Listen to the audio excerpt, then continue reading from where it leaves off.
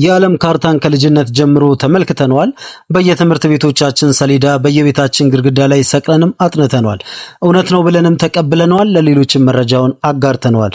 ነገር ግን እስከዛሬ ስለ ዓለም ካርታ ያለን ግንዛቤ ስህተት እንደነበር ስንቶቻችን አውቀናል?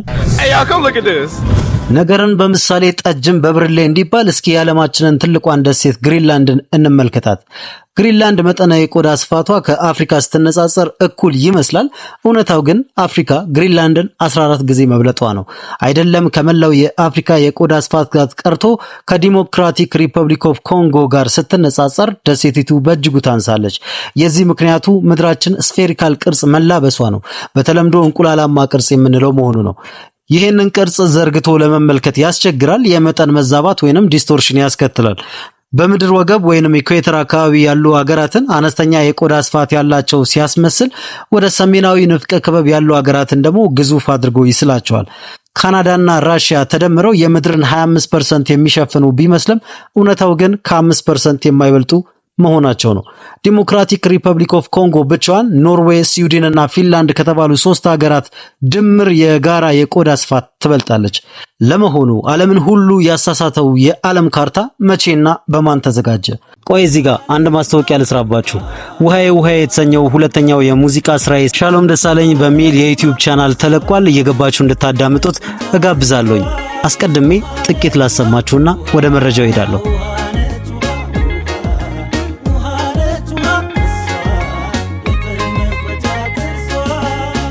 ወቅቱ 1569 ዓመተ ምህረት ነበረ እንደ አውሮፓውያን የዘመን አቆጣጠር። ጄራርድ መርኬቶር የተባለ የጂኦግራፊና የካርታ ባለሙያ አሁን ድረስ ተቀባይነት ያለውን የዓለምን ካርታ አሰናዳ። በወቅቱ ትልቅ ግኝት ነበር። ዓለምን በሚያስሱ ነጋዴዎች፣ መርከበኞችና ተጓዦች ዘንድም ካርታው ከእጅ የማይጠፋ ንብረት ሆኖ ቆይቷል። ጄራርድ መርኬቶር ስፌሪካል ቅርጽ ያለውን የዓለም ገጽ በዝርግ ወረቀት ላይ ለማስፈር የሞከረበትን መንገድ ሰዎች መርኬቶስ ፕሮጀክሽን ብለው ይጠሩታል። በርካታ የፕሮጀክሽን አይነቶች ቢኖሩም መርኬቶስ ፕሮጀክሽን ግን ቅቡልነት ያገኘ መሆን ችሏል። ያም ቢሆን ከመጠን መዛባት ወይንም ዲስቶርሽን ችግር ማምለጥ አልቻለም። ለአብነት ያክል ተጨማሪ ምሳሌዎችን ለማሳያነት እናንሳ። አፍሪካ በቆዳ ስፋት ትንሽ መስላ ብትሳልም እውነታው ግን አሜሪካ፣ ቻይና፣ ህንድ፣ ጃፓን፣ ሜክሲኮና ጥቂት የማይባሉ የአውሮፓ ሀገራት ተደምረው ካላቸው የቆዳ ስፋት መብለጧ ነው። አፍሪካ ከ1.4 ቢሊዮን በላይ ህዝብ እንዳላት ሲነገር በ2050 ከ2.4 ቢሊዮን ህዝብ በላይ በጉያዋ ማኖር ትችላለች ተብሎ ይገመታል።